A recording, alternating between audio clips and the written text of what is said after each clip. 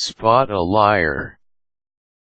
The techniques below will show you how to tell if you are being lied to.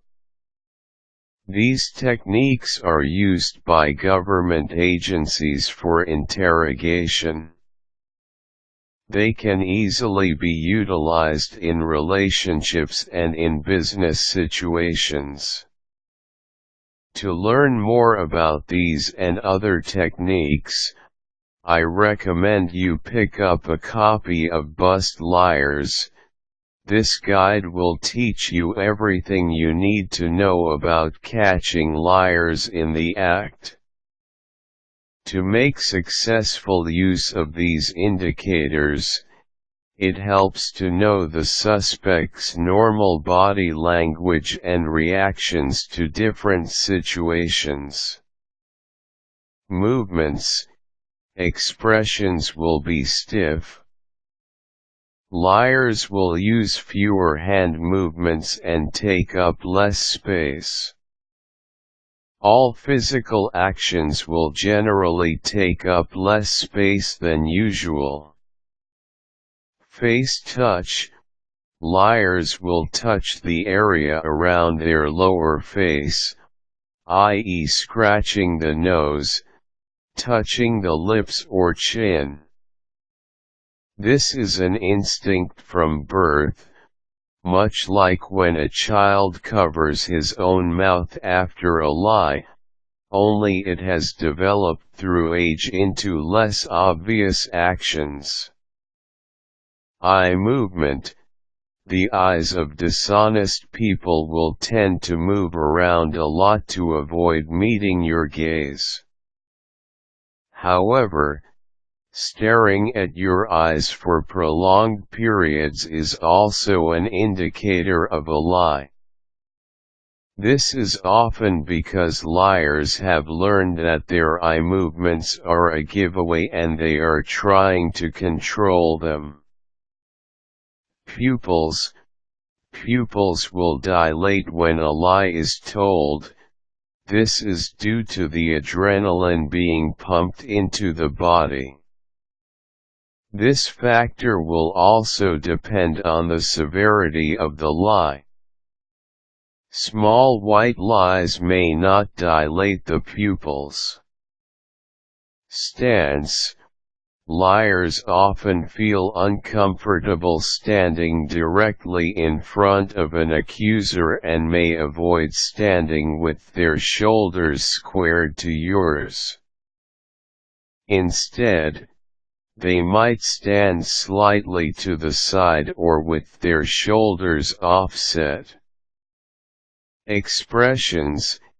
Expressions are limited to the mouth, e.g. if a liar fakes a smile, he will only use selected muscles, whereas a natural smile utilizes muscles over the whole face.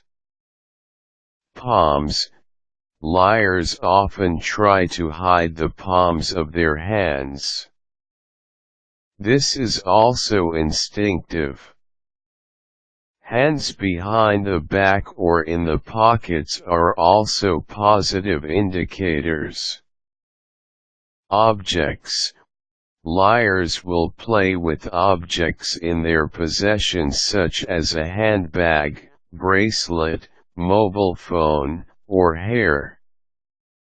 They may also put an obstruction between themselves and the other person, often something as simple as a coffee cup. This is a subconscious way of attempting to barricade themselves to relieve the tension of lying. Tone. A liar's tone of voice is often not consistent with his/her gestures or statements. Sarcasm. Dishonest people will often use sarcasm when answering accusations. Answers to questions. A liar uses your words to answer questions, e.g. Q. Did you have sexual relations with this woman? A. I did not have sexual relations with that woman. Too many details. Dishonest people will add unnecessary detail to the conversation. This is an attempt to comfort the other person.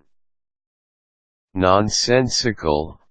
Often liars' words won't make sense and their grammar may be incorrect.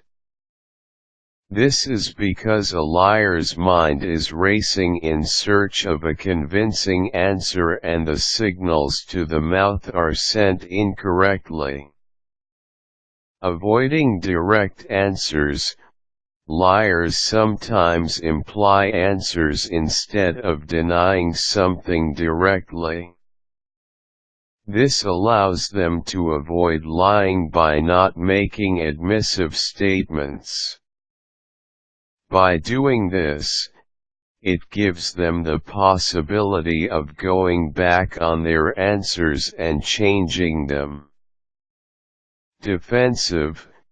Guilty people usually get defensive at the first indication of an accusation, whereas honest people will get offensive. Subject.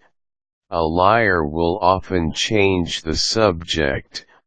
A liar will be comfortable with the change with the belief that his lies have been believed.